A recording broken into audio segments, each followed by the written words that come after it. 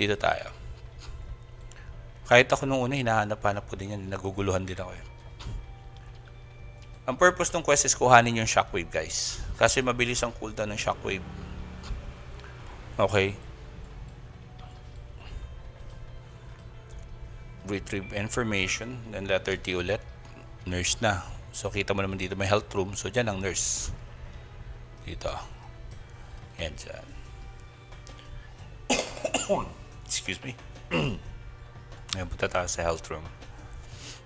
So mapapansin nyo, the target goal that we have today is level 26. Yung makalabas tayo ng campus. Kasi from there, marami nang nagpapalevel dun sa labas or nagpa-farm. You can just tell them to invite you. Okay. Or as early as now, you might want to make friends with anyone in game, whoever in game. Alam mo yun. Confirm position. Grocery merchant. So balik na tayo doon. I-disregard muna natin yung ibang quest sa ngayon. Pwede nyo balikan yan. Okay. Pero as I said earlier, this is a leveling guide. So, yun. Ano muna tayo? Focus muna tayo sa leveling and makalabas. Kasi madali na lang yung iba dyan. Marami mababait na player dito. I-assist ka sa mga kailangan mo. Pero of course, hindi lahat. Kumbaga, if they're gonna boost you, they are spending the most precious currency, which is time. Okay. So, wag nyo asahan na pag-aaksayan kayo ng oras ng mga ibang player tapos hindi naman kayo magtutuloy talaga. Syempre may mga intro yan, di ba? Ikaw nga pinag-aksayan ng oras tapos wala na kayo ngayon, di ba? Aray ko. Nahugot ko yun. So, yun. Punta na tayo kay training. I think ito na yung last part nung quest. Natin dito.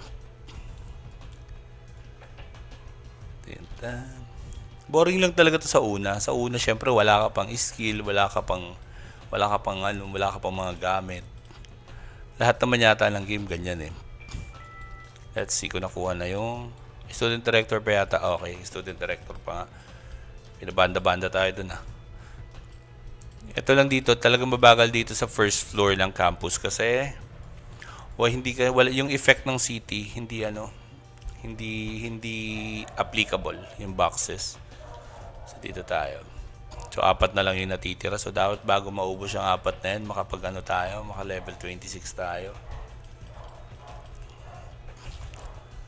Exit approval. So ayun na nga, nag-level up pa tayo. Meron na tayong wala yung shockwave ko ah. Ba't wala yung shockwave ko?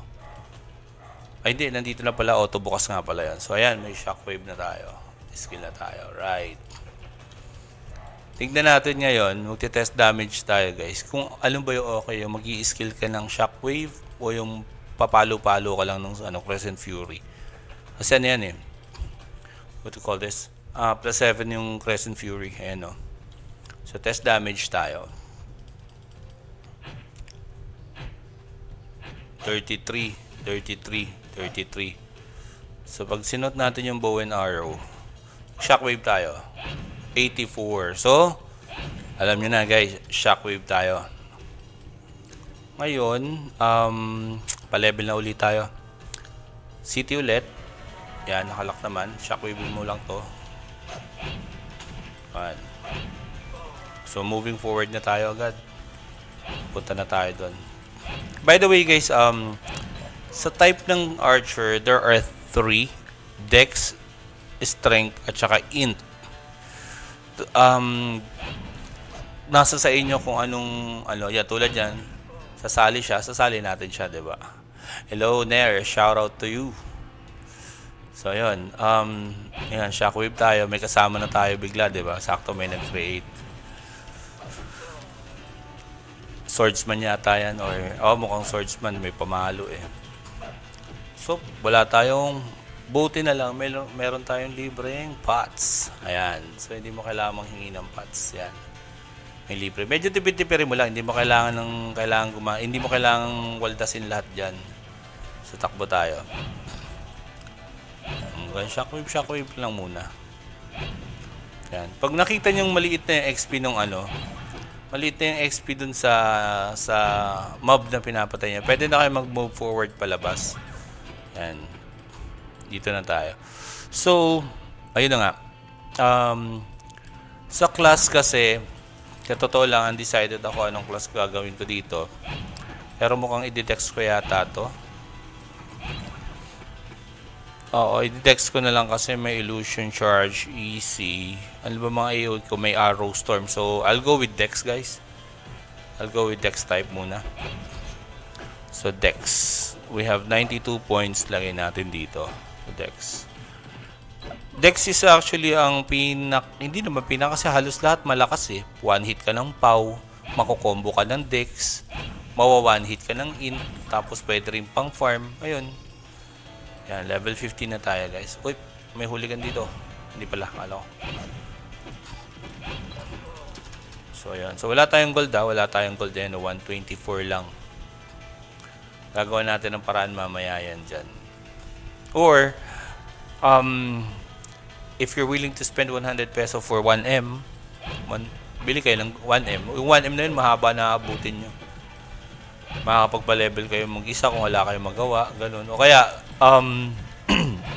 what I can advise is, pag nag-ano kayo, halimbawa, wala kayong maka-party, may mga quests. Maybe that's the right time for you to be able to do the quest. Kasi you will do the quest whatever happen in the future you need to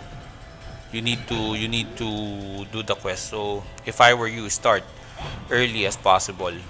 Pag wala kayong magawa, wala kayong ma-partyan, mag-quest muna kayo, huwag kayong magsuot ng XP items. Ganon. And level 16 na tayo, guys. So 10 levels tayo papunta sa goal natin. I think pwede na nating ilure to dito. Yan. Kahit pa dala-dalawa siguro. Ayan, tatlo-tatlo. Kasi AoE naman yung shockwave eh. Yan o. Shockwave mo lang siya.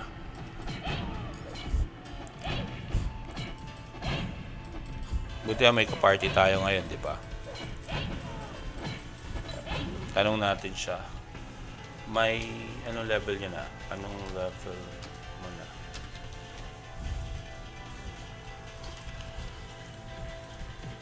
Oh, 22 na pala siya. 16 lang tayo. So, malamang abutan pa natin yan.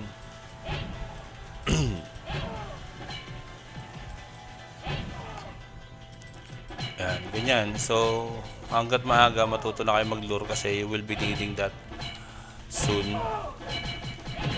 Yun lang muna tayo sa ngayon kasi yan pa lang yung ano eh.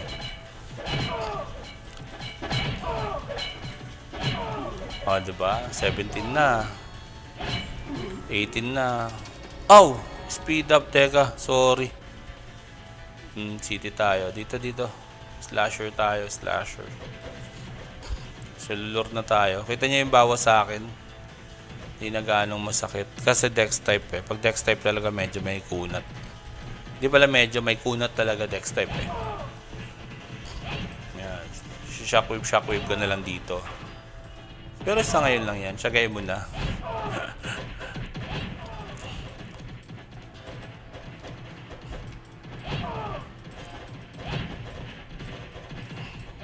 Ayan.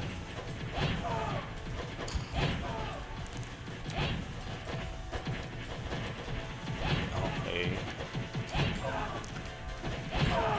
Ito giant aloy bow. Pampaw yata ito. Pampaw nga. Aloy bow. 19 na.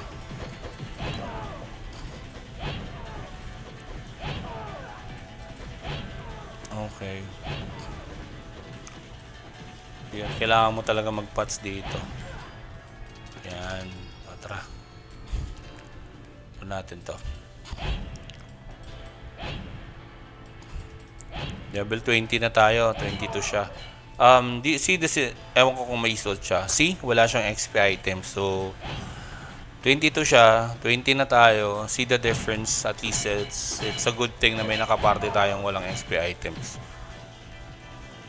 So, para sa akin guys, yung ganyang strategy ng pagpapalevel is the best way to waste your time. Okay?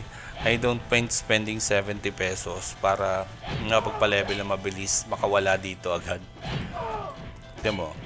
Makaka-level 26 na ako. Wala, hindi pa. Namamatay pa nga. Makaka-level 26 na ako, hindi pa yan makakapag ano. Diba? Yan ang purpose ng bakit tayo may city. At least, it's a good thing na may napakita tayong example or yung difference. So, 21 na tayo. 22 siya guys ha. 22 siya na naka-party natin. Okay. There you go.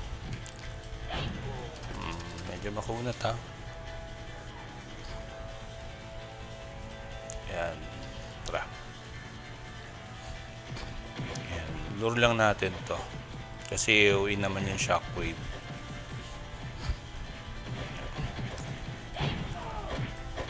Wala pa yata tayong 30 minutes na nag-i-stream na to. Tingnan natin kung anong level na. Tingnan natin kung level na. Tingnan natin kung hanggang anong level yung 26.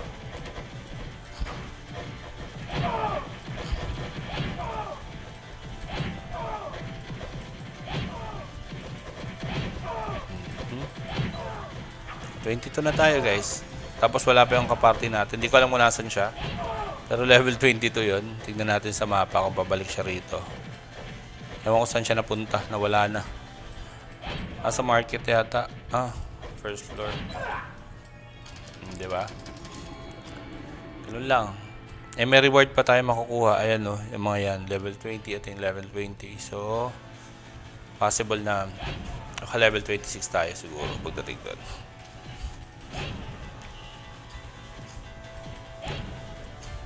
Natin to. Shockwave.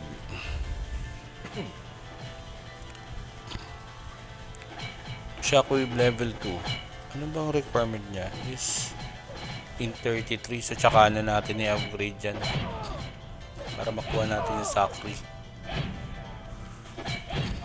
O diba? Yung party natin na wala na. Tinamad na yun kasi namatay eh. Wala siyang ultima. Ay, o nga pala guys, sorry. Sabi ko parang wala akong pet. Kaya pala ako nahihirapan. Ayan, parang hindi kayo napapats sa mga pats. Kita mo yan. Level 24 na tayo guys. Ganun lang. Hindi pa kayo nahirapan.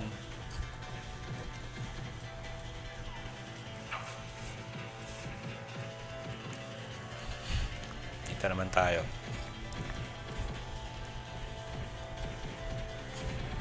Yan, daming lure, diba? Halos hindi na bumabawa sa akin yung mabo, puro miss na.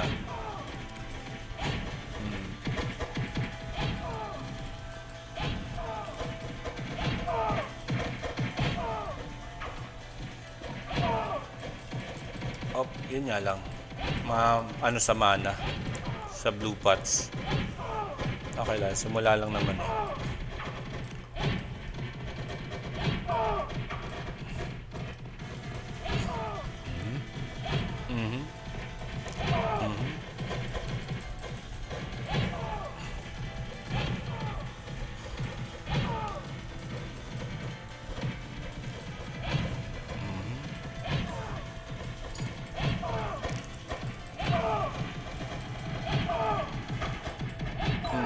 Level 25 na. So, I think, since level 25 na tayo. Okay, level 25. Level 26 na. Pwede na nga natin subukan eh. Teka. Takbo tayo dito. Lalabas tayo ng campus guys. So, yun. As nagkamali pa tayo mag-city dalawa. So, hindi pa nga naubos yung 5. Which is 6 pesos only. Diba? 6 pesos lang yun. Ito yung challenging part. Yung sa Brute Punk. Kasi kailangan mo kailangan mong mag-quest ng detail. Entrance terminal. So, palabas na tayo ng campus, guys. Ilang minuto pa lang yan. Wala pa yata 30 minutes. Teka, check ko yung recording natin. Para sure. 29 minutes to be exact. 20 to 29 minutes guys. Palabas na tayo ng campus. So most probably test the terminal.